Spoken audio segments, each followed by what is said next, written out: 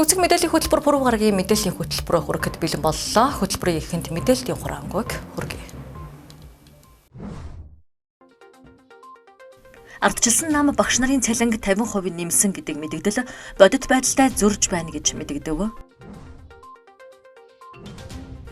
Мэргэжлийн сэтгүүлчдэд эдийн засгийн боловсрол олгох эдийн засаг ба сэтгүүл зүй сургалт зохион байгуулагдлаа.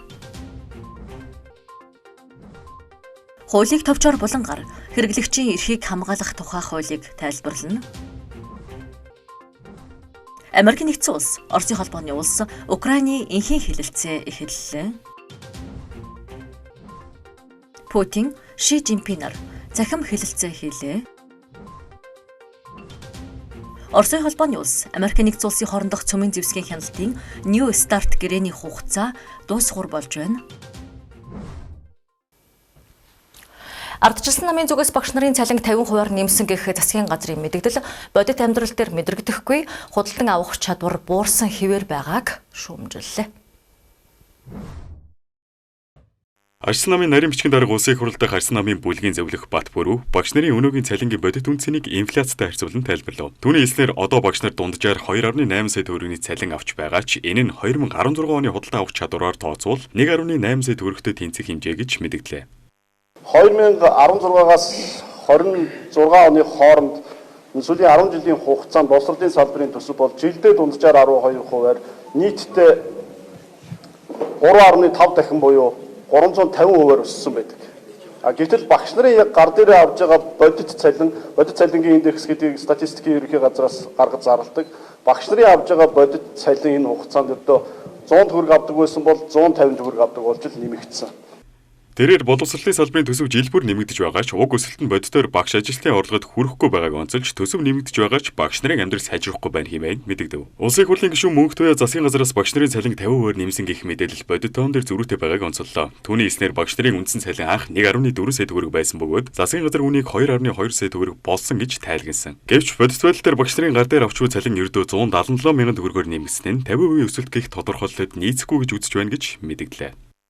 Цалингийн нэмэлт биш, цалингийн хорогдол ингээд зарилсан маягийн хийцэн байгаа байхгүй юу? 50% нэмсэн гэдэг нийгэмд шуум тараагаад тэгээ өнөөдөр юмны үн өссөн те цалин нэмэгдсэн багш нарын цалин одоо хэрвээ 50% нэмэгдсэн бол энэ багш нар одоо 3 сая төгрөг авах хэрэгтэй шүү дээ.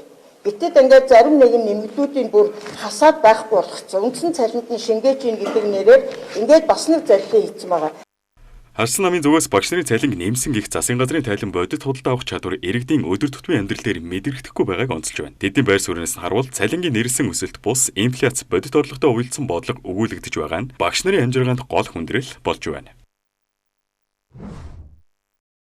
Санхүү эдийн засгийн их сургууль Rio Tinto Монгол компани дэмжлэгтэйгээр хэрэгжүүлсэн эдийн засаг ба сэтгүүл зүй сургалт сэтгүүлчид эдийн засаг санхүүгийн нарийн ойлголтыг зөв тайлбарлаж бодлогын шийдвэрийг гажуудалгүй дамжуулах чадамж зайлшгүй шаардлагатай болсон энэ үед тэдний мэдлэг чадварыг бодитоор нэмэгдүүлсэн хөтөлбөр болж хэрэгжлээ. Санхүү эдийн засгийн их сургууль нийгмийн хариуцлагын хүрээнд 2023 оноос хэрэгжүүлж буй эдийн засаг ба сэтгүүл зүй төслийн хүрээнд сэтгүүлчдэд зориулсан эдийн засаг санхүүгийн сургалтын 4-р ээлжийн төгсөлтийн үйл ажиллагааг 2026 оны 2 дугаар сарын 4-нд зохион байгууллаа. Rio Tinto Монголын дэмжлэгтэйгээр хэрэгжсэн тус сургалт 2025 оны 11 дугаар сараас эхлэн 12-7 хоногийн турш үргэлжилж эдийн засгийн сэтгүүл зүй, макро эдийн засаг, төрийн санхүү, төсөв ба мөнгөний бодлого, бизнесийн удирдлага, нэгтлэн бодох бүртгэл, байгууллагын санхүү, хөрөнгө оруулалт зэрэг сэтгүүлчдийн хувьд зайлшгүй шаардлагатай мэдлэг ойлголтуудыг цогцоор нь хамарсан байна. Сургалтад телевиз, сонин сэтгүүл, мэдээллийн сайт, төр болон хувийн хөгжлийн байгууллагын хэвлэл мэдээллийн албатын 20 байгууллагын 25 сэтгүүлч хамрагдаж онлын мэдлэгийг бодит жишээ, практик кейсээр тулгуурлан судалж амжилттай төгссөн юм. Эдийн засаг санхүүгийн сэдвийн нарийн ойлголт, тоо мэдээлэл, бодлогын уялдааг зөв тайлбарлах чадвар шаарддаг. Харин энэхүү сургалтын сэтгүүлчдэд эдийн засгийн үзүүлэлт, төсөв санхүүгийн тайлан, бодлогын шийдвэрүүдийг уншигч, үзэгчдэд ойлгомжтой гажуудалгүй хүргэх суурь чадамж олсноороо онцлог байлаа. За ер нь 2023 оноос эхлээд санхүү эдийн засгийн их сургууль энэхүү төслийг эхлүүлсэн. Энэхүү төслийг эхлүүлсэн анхны зорилго бол өнөөдөр Монгол улсад хэвлэл мэдээллийн салбарын гүйцэтгэх үүрэг маш өндөр. Хэвлэл мэдээллийн салбар бол төрийн байгууллага, хувийн хөгжлийн байгууллагуудаас мэдээллийг авч олон нийтэд хүргэдэг гүүр гэж бид үздэг. Тэр агуулгаараа хэвлэл мэдээллийн салбарын хам маань хэвлэл мэдээллийн чиглэлээр сэтгүүл зүйн чиглэлээр өндөр мэдлэг боловсралтай боловч эдийн засгийн чиглэлээр илүү их чадварчих нь өнөөдөр улс төр эдийн засгийн мэдээллийг бэлтгэх үйл явцад илүү эргээр нөлөөлнө гэж харсан. Энэ төслийн маань үндсэн зорилго бол хэвлэл мэдээллийн байгууллагын сэтгүүлчдийг сургахаас илүү олон нийтийн санхүүгийн боловсролыг хэвлэлийн ухаантайгаа хамт дэвшлүүл сайжруулах гэсэн ийм үндсэн ураатай ийм л төсөл. Тэм учраас бид энэ төслийг эхлүүлсэн. Одоо төсөл маань эхлээд 3 жил болж байна. Энэ удаад бид энэ хугацаанд бид 4 удаагийн сургалтаар 90 гаруй сэтгүүлчдийг эдийн засаг санхүүгийн сургалтанд хамруулсан байна. За сэтгүүл зүйн сургалтын үр дүн нэлээд харьцангуй өндөр байгаа гэж бид хардаг. Энэ хоёр талаасаа харагдаж байгаа зүйл юм. Нэгдүгээр сэтгүүл зүйн салбарынхантай харьцаж байгаа эрдэмтэн судлаад эдийн засаг улс төрийн хүрээндийнхэн өнөхөө сургалтанд хамрагдсан сэтгүүлчдийн асууж байгаа асуулт, ярьж байгаа ярилцлагууд их чамбаа болсон байна гэж эхний хоёр сургалтын дараа бидэнд хэлдэг болсон. Энэ бол томоохон үр дүн юм. Хоёрдугаарт манай төгсөгчдийн сэтгэл бас биднийг их урамшуулдаг. Тэр төгсөгчд маань энэхүү сургалтаас олон зүйлийг сурч мэдсэн, ажил мэргэжилтэд ашиглаж байгаа тухайга бидэнд байнга эргэж хэлж өгдөг. Чадварлаг сэтгүүлч чанартай мэдээлэл урайндор зохион байгуулагдсан уг сургалтыг дэмжин ажилласан Rio Tinto Монгол компани сэтгүүлчдэд суралцах боломжоор хангасан хэвлэл мэдээллийн байгууллагуудын удирдлага. Сургалтыг хамтран хэрэгжүүлсэн санхүү эдийн засгийн их сургуулийн эрдэмтэн багш нар сэтгүүл зүйн инновац хөгжлийн үүр төвийн хамт олонд талархал илэрхийллээ. Мөн эдийн засаг ба сэтгүүл зүй төслийн хүрээнд 2026 оны 3 дугаар сараас эхлэн хэвлэл мэдээллийн байгууллагын удирдах ажилтнуудад зориулсан Media Entrepreneurship сургалтыг эхлүүлэхээр төлөвлөснийг энэ үеэр дуулгалаа. Эдийн засаг санхүүгийн мэдээлэл нийгмийн шийдвэр гаргалтад шууд нөлөөлдөг. Энэ цаг үед сэтгүүлчдийн мэрэгжлийн чадварыг ийхүү системтэйгээр нэмэгдүүлж өгөн зөвхөн салбарын хөгжил төдийгүй олон нийтийн санхүүгийн боловсролыг дээшлүүлэхэд бодит хувь нэмэр оруулж байна. Пүрэв гараг бүр үзэгч таны хуулийн мэдлэгийг тэлдэг хуулийг товчоор болон эхэлж байна. Өнөөдөр бид таны төрөвч, цаг хугацаа, сэтгэл ханамж, хамгийн гол нь эрүүл мэндийг тань хамгаалж байдаг нэгэн чухал хуулийн талаар тайлбарлах болно. Энэ бол Монгол улсын хэрэглэгчийн эрхийг хамгаалах тухай хууль юм а. Бид өдөр бүр хэрэглэж байдаг талхай ухаас эхлээд үнэтэй машин худалдаа авах, орон сууцны ипотект хамрагдах, эсвэл зүгээр л үсчинд орох. Автобусын суух зэрэг нь бүгд хэрэглэгчийн харилцаа юм. Гэтэл бидний худалдан авсан бараа гэмтэлтэй байвал үйлчлэгэн шаардлага хангахгүй бол мөнгө төлсөн юм чинь хойхон болоод хоцрох ёстой юу гэдэг асуулт байнга тавигддаг. Хууль харин үүнд үгүй гэж хариулж байна. Хэрэглэгч гэж хэмбэ? Түүнд ямар үндсэн эрх байна вэ?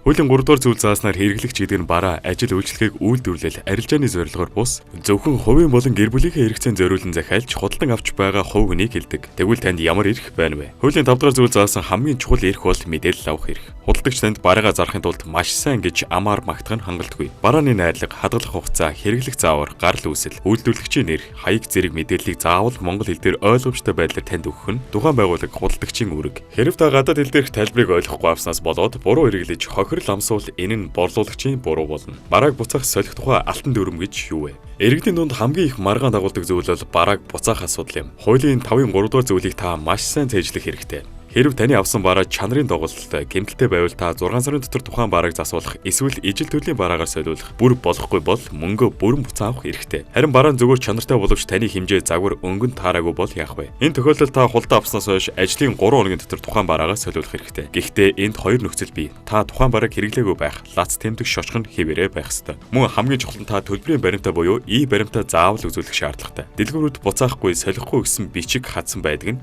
хууль зөрчиж байгаа үйлдэл юм. Хууль бол дэлгүүрийн дотоод журмаас дээгүүр эрэмтэй гэдгийг санахад хэлэгдэхгүй. Үйлчлэгээний соёл ба хохирол нөхөн төлөвлөх эрх гэж юу вэ? Зөвхөн бараа бүтээгдэхүүн биш, ажил үйлчлэгч үүнд хамаарна. Тухайлбал та гоо сайхны салон, авто засварын газар, эсвэл сургалтын төвөөр үйлчлүүллээ гэж бодъё. Хэрвээ үйлчлэгээ үзүүлэгч нь гэрээн заасан хугацаанд ажиллаа дуусгаагүй, эсвэл чанаргүй гүйцэтгсэн бол та төлбөрийг нь бууруулах, эсвэл дутууг нь гүйцэтгүүлэхийг шаардах хэрэгтэй. Бүр ноцтой тохиолдолд тухайн бараа үйлчлэгээс олж таны эрүүл мэнд, эд хөрөнгөд хохирол учрвал хуулийн 15 дугаар зүйл зааснаар та хохирлоо бүрэн барагдуулах эрхтэй.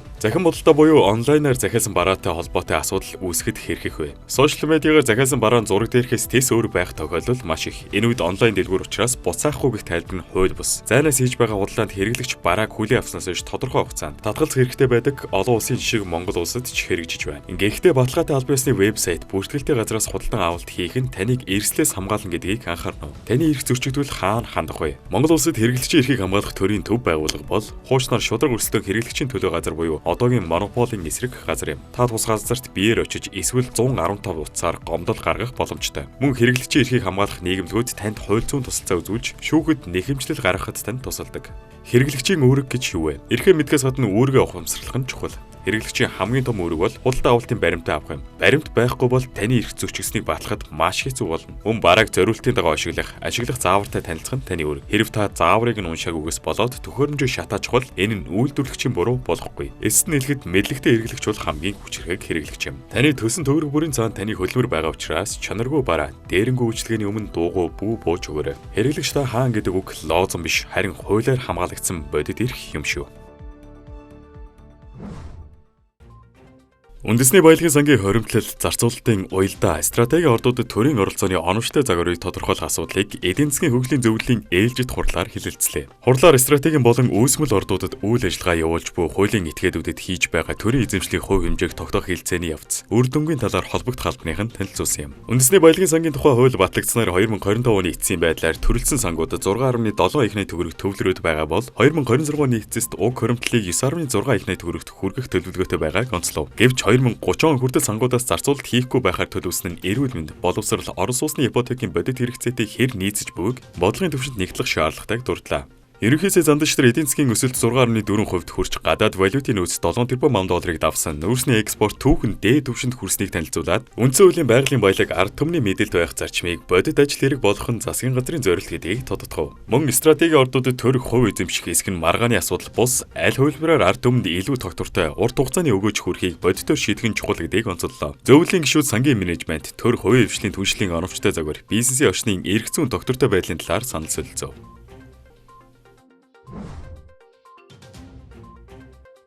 Милан Кортино 2026 өвлийн олимпийн наадмын нээлтэд Монголын багийн өмсөх ёслолын хувцас үндэсний өв соёлыг орчин үеийн загварт шингээсэн шийдлээрээ дэлхийн анхаарлыг татж байна. Италийн Милан Кортино хотод болох өвлийн 25 дугаар олимпийн наадмын нээлтийн ёслолд Монгол тамирчид Гоёл Кашмир брендийн уралсан ёслолын хувцастай оролцохоор болж олон улсын загварын хүрээнд онцгой анхаарал татаж эхэллээ. Энэхүү загвар нь 13-аас 15 дугаар зууны их Монгол улсын дээл хувцсыг үндэс болгон бүтээсэн бөгөөд өндөр зах, битүү ингэр, хормойн оноо зэрэг уламжлалт хийцийг хадгалсан байна. Хар хөх өнгөн мөн хөх тэнгэрийг бэлэгдэж Монгол ноолуур торгыг хослуулан эвэр угалц хээг шингээсэн нь онцлог юм байна. Мөн уулын спортод тохирсон ноосон цамц чөлөө тослуудыг Монгол гэр нүүдэлчтэй ахуйгаас сэдэвлэн уралсан нь үндэсний онцлогийг орчин үеийн спортын хэв маягтай уялдуулжээ. Монголын баг Парис 2024 зуны олимпийн нээлтийн хувцаараа өндөр үнэлгээ авсан бол энэ удаад ч өвлийн олимпийн тайзнаа үндэсний хэв маяг загварын шийдлээрээ дахин тодорхой хүлээлт үүсгээд байна.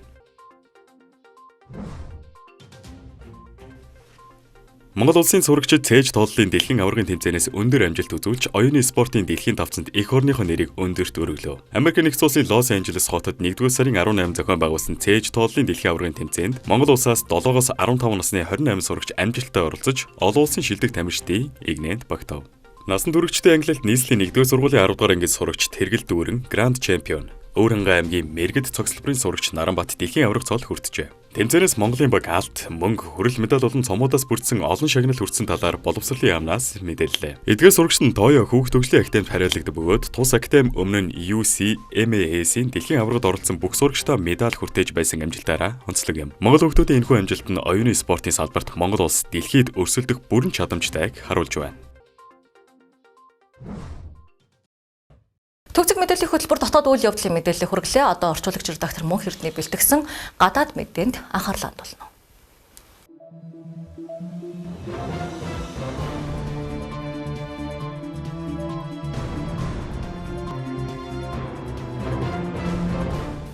Харин тэргийн үзэгчтэй төгсөг мэдээллийн хөтөлбөр алуулсан мэдээгээр үргэлжилж байна. Эхний мэдээллийг хүргэе. Лав гарагт Арабын нэгдсэн Эмират улсын Абу Даби хотод Орос, Украин, Америкийн 3 талд хэлэлцээ эхэлж эхний өдрөө хуралдсан бол өнөөдөр 2 дахь өдрөө үргэлжлэн явагдана. За Орос, Украины сөргөлдөөнийг зохицуулах зорилготой ээлжид уулзалтад Орос Албаны улсын талаас төсөөлөгчний ерөнхий штабын ерөнхий газрын дарга Игорь Костюков тэргүүтээ төлөөлөгч нар Украины талаас үндэсний аюулгүй байдал батлан хамгаалахын зөвлөлийн нарийн бичгийн дарга Рустем Умеров тэргүүтээ төлөөлөгчд оролцож байгаа бол Америк нэгдсэн улсаас Трампын тусгай аж төлөөлөгч Стив Витков, Трампын хүргэн бизнесмен Жаред Кушнер, армийн сайд Даниэл Дрискл нар оролцож байна. 2 өдөр үргэлжлэх уулзалт хаалттай хэлбэрээр явагдаж байгаа бөгөөд нэрээ нууцлсан их сурвалж эхний өдрийн уулзалт үр дүнтэй явагдсан болохыг Мэдээлэлээ түүнчлэн энэ удаагийн уулзалтаар талууд газар нутгийн асуудал, ялангуяа Оросд эзлэгдсэн Украины Донбассын хяналтын асуудлыг хэлэлцэж байгаа талаар их сурвалжууд мэдээлж байна. Украины ерөнхийлөгч Зеленский өчигдрийн уулзалтын дараагаар ард түмэндээ хандсан хийсэн мэдээлэлтэй ойрын үед хоёр тал Ослогстыг солилцох тухай онцлсон ч солилцооны 5-ын талаар мэдээлэл хийгээг байна. За өмнөх 3 талд уулзалт өнгөрсөн сарын 23-24-ний өдрүүдэд болж дайныг зогсоогдлаар Америкийн нэгдсэн улсын санал болгосон төлөвлөгөөг хэлэлцсэн ч тодорхой үр дүн гараагүй лээ. Дараагийн мэдээг хүргэе. Оросын албаны улс болон бүгд найрамдах хятад ард улсын удирдагч нар өчигдөр цахимаар холбогдсон хэлэлцээ хийлээ. За лав гарагт алсын занаас дүрстэй холбогдсон ярилцсан энэхүү хэлэлцээний үеэр хамтын ажиллагаа бэхжүүлэх тухай асуудлыг хэлэлцлээ. За тэдний ярианы гол сэдв хоёр улсын эрчим хүчний худалдаа байсан ба Кремлээс мэдэгдснээр Путин хоёр орны гадаад харилцаанд дэлхийд дахныг тогтворгүй байдлын энэ үед чухал тэнцвэржүүлэгч хүчин зүйл болж байна хэмээн онцолж Орос хятад улсууд цаашид ч бүс нутгийн болон олон улсын хүрээнд ойр хамтран ажиллахад бэлэн байгааг илэрхийлж мөн нэгдсэн үндэсний байгууллага BRICS Шанхай хамтын ажиллагааны байгууллагын үйл ажиллагаанд ч Орос хятадын харилцаа чухал үр гүйцэтгэж байгааг төрдөжээ. Мөн тэрээр хоёр улс иж бүрэн түншлэл стратегийн хамтын ажиллагааг хөгжүүлсэнийг зохон тэмдэглэж Оросын албаны улс хоёр талын тусгаар тогтнол аюулгүй байдал нийгэм эдийн засгийн хөгжилд дэмжлэг үзүүлэхээ баталгаажуулсан байна. Орос албаны улсын ерөнхийлөгч мөн хятад улстай тогтоосон эрчим хүчний түншлэлээ стратегийн хэмээн тодорхойлж тус улс Украиндтай эхэлсэн цагаас хойш Оросын газрын тос байгалийн гол худалдаа авч байсаар ирснийг онцолсон байна. Хятад улс Украинидаа эхэлснээс хойш нийтдээ 230 гаруй тэрбум $, эрчим хүчний бүтээгдэхүүн Оросоос худалдаж авсан гэх тооцоо байдаг байна. За харин бүгд найрамдагтад ард улсын дарга Ши Жинпин хоёр тал олон салбарт практик хамтын ажиллагаагаа бэхжүүлэхийн тулд томоохон төлөвлөгөө хэрэгжүүлэх хэрэгтэйг хэлж уриалсан байна. Зөвлөмж мэдээлэл хүргэе. За Оросын албаны улс болон Америкийн нэгдсэн улсын хоорондох цөмийн зэвсгийн хяналтын New Start гэрээний хугацаа 2 дугаар сарын 5-ны өдөр буюу өнөөдрөөр дуусгар болж байна.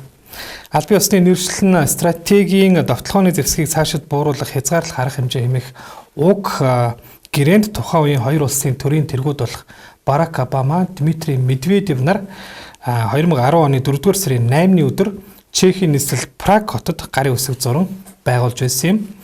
За талууд соёрхон баталсны дараагаар буюу 2011 оны 2 дугаар сарын 5-нд уг гэрээ хүчин төгөлдөр болж байсан. Гэрээний дагуу хоёр тал стратегийн цөмийн зэвсгийн тоог хязгаарласан байдаг. Тодорхойлбол ашиглалтад бэлэн цөмийн зэрэг тушууны тоог 1550-аас ихэхгүй байлгаж, цөмийн зэвсгийг тээвэрлэгч болон харвагч байлдааны хэрэгслийн тоог хязгаарлаж, газар дээрх гинтийн хяналт шалгалтыг хоёр талд явуулах зүйл заалтуудыг багтаасан байдаг бөгөөд уг гэрээг цөмийн мөргөлдөөний эрсдлийг бууруулах зорилгоор өмнө нь байгуулсан ижил төрлийн гэрээг орлуулан байгуулж байсан төвхтэй. New Start гэрээний журмын дагуу 2021 онд нэг удаа сонгож байсан бөгөөд өнгөрсөн оны сүүлээр Оросын албаны улсын ерөнхийлөгч Владимир Путин гэрээг дахин нэг удаа сонгох тухай албан бус байдлаар тохиролцохыг санал болгосон ч Америкийн нэгдсэн улсын ерөнхийлөгч Дональд Трамп одоо хүртэл уг саналд хариу өгөөгүй бөгөөд Америкийн нэгдсэн улсын засаг захиргаа New Start гэрээг өргөжлүүлэх асуудлаар маргалдсан хэвээрээ байгаа юм.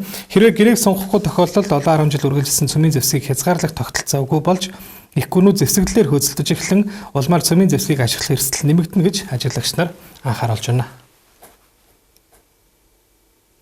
Үзэгч та бүхэнд гадаад мэдээ хүргэлийн анхаарлаа хандуулсан баярлалаа.